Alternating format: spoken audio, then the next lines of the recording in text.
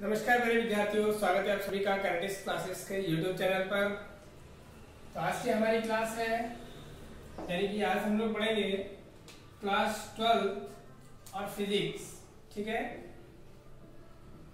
Class 12 की physics में जो है लास्ट हमने पढ़ा था क्या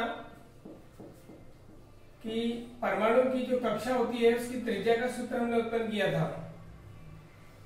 परमाणु कक्षा या बोर परमाणु की जो किसी भी कक्षा में इलेक्ट्रॉन जिस कक्षा में चक्कर लगा रहा है उस कक्षा की त्रिज्या का हमने सूत्र उत्पन्न किया था, बिल्कुल किया था।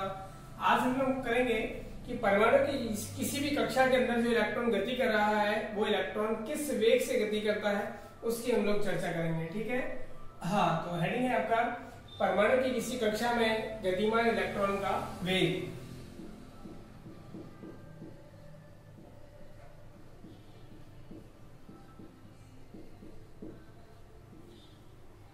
परमाणु की किसी कक्षा, कौन सा परमाणु है? बोहर परमाणु या बोर परमाणु। ठीक, बोर परमाणु की किसी कक्षा में गतिमान इलेक्ट्रॉन का वेग, इसका हमको सूत्र उत्पन्न करना है या इसका व्यंजक हमें उत्पन्न करना है। देखिएगा, बोर के अनुसार जो है इलेक्ट्रॉन नाभिक के चारों ओर वृत्ताकार कक्षाओं में चक्कर लगाता है। ये नाभिक हो गया और इसकी चारों ओर वृत्ताकार कक्षा में मान ली कोई भी कक्षा, इसमें इलेक्ट्रॉन चक्कर लगा रहा है और कक्षा की जो त्रिज्या मानी गई है वो हमने मान ली क्या? r। ठीक है, और इलेक्ट्रॉन जिस वेग से चक्कर लगा रहा है उसको हमने क्या मान लिया? v वेग मान लिया। तो हमें इसकी गणना करनी है कि इस v वेग का मान कितना प्राप्त होगा। तो यहाँ हम लोग बोर की परिकल्पना से हम लोग स्टार्ट करते हैं कि बोर परमाणु मॉडल की पहली परिकल्पना क्या थी, वहां से आपको डेरिवेशन इसका स्टार्ट करना है। तो बोर परमाणु मॉडल की प्रथम परिकल्पना अगर हम लोग लिखेंगे, प्रथम परिकल्पना से, बोर परमाणु मॉडल की प्रथम परिकल्पना से, और प्रथम परिकल्पना क्या थी कि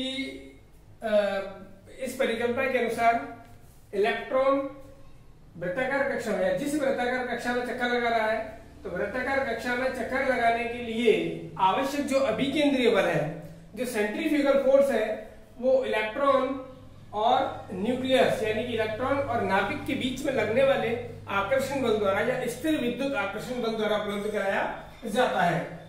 पहली परिकल्पना के अनुसार इलेक्ट्रॉन जो है वो नाभिक के चार वृत्ताकार कक्षाओं में चक्कर लगाता है।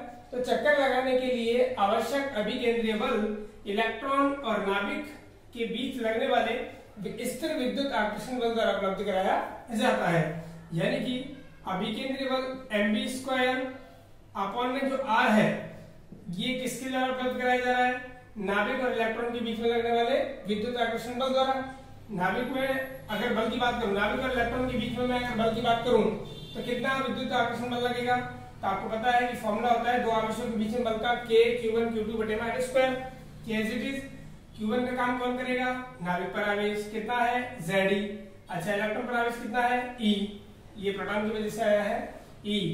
ठीक है, और ये इलेक्ट्रॉन का है। मैं नेचर की बात नहीं कर रहा हूँ इलेक्ट्रॉन के आवेश की, मैं केवल उसके परिमाण की बात कर रहा हूँ। ठीक है, तो प्रोटॉन पर आवेश और इलेक्ट्रॉन पर आवेश का परिमाण तो आपको समान रहता है, इसलिए मैंने दोनों को E से रिप्रेजेंट कर लिया। Z क्या है? नाभिक में प्रोटॉनों की संख्या यानी कि उसका परमाणु क्रमांक। तो Q1 का काम किसने किया? Ze ने। Q2 का काम किसने किया? E ने। और बीच की दूरी का स्क्वायर, r से का कैंसिल आउट हो जाएगा, ये हो जाएगा आपके पास में mv² equal to kze² upon में r। हमने इसको दे दिया इक्वेशन नंबर 1। ठीक है, बिल्कुल। अब हम लोग बात करेंगे द्वितीय परिकल्पना से, बोर परमाणु मॉडल की द्वितीय परिकल्पना क्या है? सेकंड हाइपोथेसिस क्या है? तो द्वितीय परिकल्पना ये कहती है कि इलेक्ट्रॉन जिस वृत्ताकार कक्षा में चक्कर लगा रहा है, इलेक्ट्रॉन जिन वृत्ताकार कक्षाओं में चक्कर लगा रहा है उन या चक्कर लगाता है उन कक्षाओं में इलेक्ट्रॉन की कोणीय संवेग का मान, अब कोणीय संवेग मैंने आपको बताया कितना होता है? mvr, द्रव्यमान इंटू वेग इंटू वृत्ताकार पथ की त्रिज्या।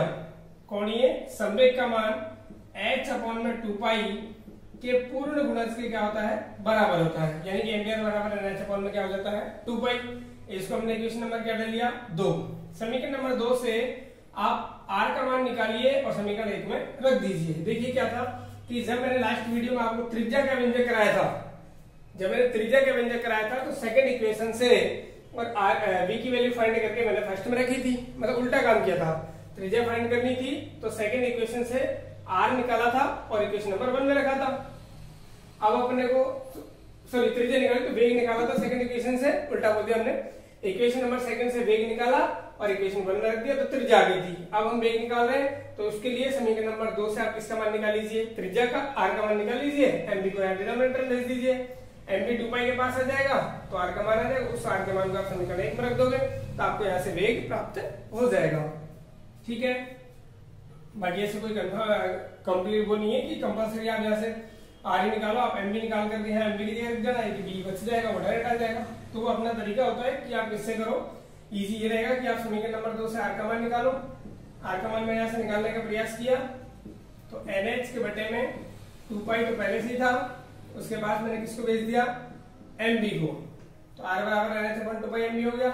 इस r का मान समीकरण नंबर जो है आप 1 में रख दो, r का मान समीकरण नंबर क्या रख दो, 1 में रखने पर समीकरण नंबर 1 में रखोगे तो क्या बचेगा, mv square equal to kze upon में r, और r का मान क्या है, nh अपॉन में 2 पाई mv।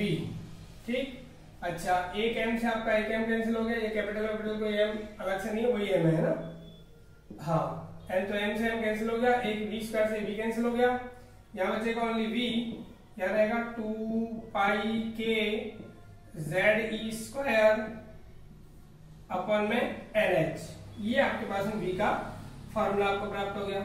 यहाँ आपको कौन कौन सी वैल्यू मालूम है, पाई की वैल्यू मालूम है आपको 3.14 या फिर आप लिखोगे 22/7।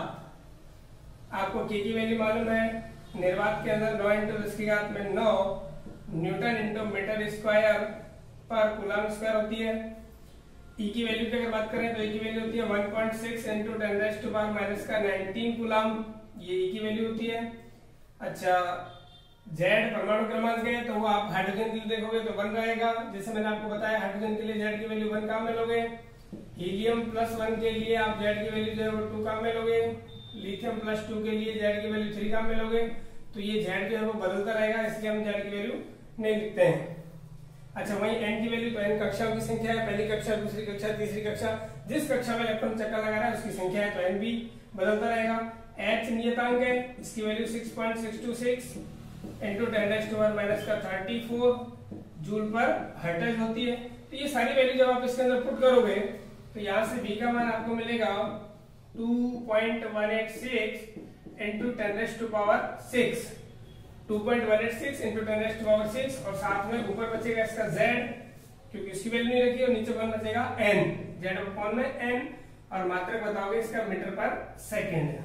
ठीक है, बिल्कुल ये हो जाएगा, बिल्कुल हो जाएगा। अच्छा तो ये आपका वेग आ गया, बोर परमाणु की कक्षा में चक्कर लगाते हुए इलेक्ट्रॉन का वेग का व्यंजक आपको प्राप्त हो गया। यहाँ से वेग जो है वो किस पर निर्भर कर रहा है, परमाणु क्रमांक पर। ये कब हम लोग चर्चा करते हैं, जब कक्षा जो है वो क्या रहे, नियत रहे, n बराबर क्या रहे, नियत। बिल्कुल समझाता हूँ, देखिए कैसे, कि सपोज दैट n बराबर 2 के लिए मुझे काम करना है, किस किस के लिए, हाइड्रोजन के लिए और हीलियम प्लस के लिए, हीलियम +1 के लिए, कि हाइड्रोजन की दूसरी कक्षा और हीलियम +1 की भी दूसरी कक्षा में इलेक्ट्रॉन चक्कर लगा रहा है। तो बताओ हाइड्रोजन की दूसरी कक्षा में इलेक्ट्रॉन का वेग ज्यादा होगा कि हीलियम +1 की कक्षा में इलेक्ट्रॉन का वेग ज्यादा होगा। तो यहाँ पे n का मान तो दोनों के लिए क्या हो गया, कांस्टेंट हो गया। इसके लिए आपको पता है z की वैल्यू कितनी है 1, और इसके लिए z की वैल्यू कितनी है 2। तो z जिसका ज्यादा रहेगा v उसका क्या रहेगा, ज्यादा रहेगा। z किसका ज्यादा है, हीलियम +1 का। तो यहाँ का वेग जो है वो हाइड्रोजन की कंपैरिजन में क्या होगा, ज्यादा होगा, यानी कि हीलियम की दूसरी कक्षा में इलेक्ट्रॉन का वेग हाइड्रोजन की दूसरी कक्षा के इलेक्ट्रॉन के वेग से क्या होगा, ज्यादा होगा। समझ में आया, बिल्कुल। आगे v जो है ये इनवर्सली रिलेशन दिखाता है किसके साथ, n के साथ। ये कब आपको चेक करना है, जब z की वैल्यू क्या रहे आपकी, कांस्टेंट रहे। ऐसा क्वेश्चन आपसे पूछेगा, z कांस्टेंट यानी कि केवल मैं हाइड्रोजन के लिए बात कर रहा हूँ। अच्छा हाइड्रोजन की दूसरी कक्षा के लिए बात कर रहा हूँ, यानी n बराबर 2, और एक में बात कर रहा हूँ n बराबर 3 के लिए। तो बताओ किसमें इलेक्ट्रॉन का वेग जो है वो ज्यादा रहेगा। तो n जिसका ज्यादा होगा उसका v क्या रहेगा, कम रहेगा, यानी कि कक्षाओं की संख्या अगर बढ़ती जाएगी तो वेग क्या होता जाएगा, कम होता जाएगा। यानी कक्षाओं की संख्या किसके लिए ज्यादा है, n बराबर 3, तो इसका वेग जो है वो क्या रहेगा, कम रहेगा।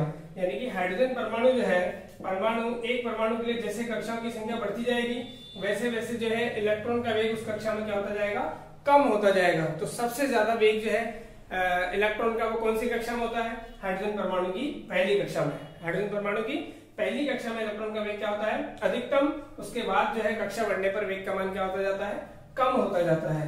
उम्मीद है आपको ये समझ में आया होगा। ये हो गया आपके पास में बोहर परमाणु की किसी कक्षा में गतिमान इलेक्ट्रॉन का वेग, या इलेक्ट्रॉन किस वेग से गति करता है उसका व्यंजक यानी कि उसका सूत्र। ये जो है आप इसके ऊपर जो है बेस्ड क्वेश्चन करिएगा। हाइड्रोजन की पहली कक्षा, दूसरी कक्षा, तीसरी कक्षा, चौथी कक्षा, उनमें आप वेग निकालिएगा। वहीं हीलियम +1 के लिए पहली, दूसरी, तीसरी कक्षा में वेग का मान निकालिएगा, उनका अनुपात निकालिएगा। तो आप क्वेश्चन इसके ऊपर मतलब डिपेंड कर लेना ताकि आपको ये और अच्छे से समझ में आ जाए। वीडियो देखने के लिए आप सभी का पुनः धन्यवाद। देखते रहिए हमारे साथ में और आप पढ़ते रहिए। ये कहने की अब आवश्यकता नहीं होनी चाहिए क्योंकि आपके एग्जाम्स जो है वो होंगे और एग्जाम से 15 दिन पहले जो है बोर्ड हमें ये डेट जो है वो अनाउंस कर देगा। ठीक, तो अपनी पढ़ाई निरंतर रखिएगा। पुनः धन्यवाद। जय हिंद, जय भारत।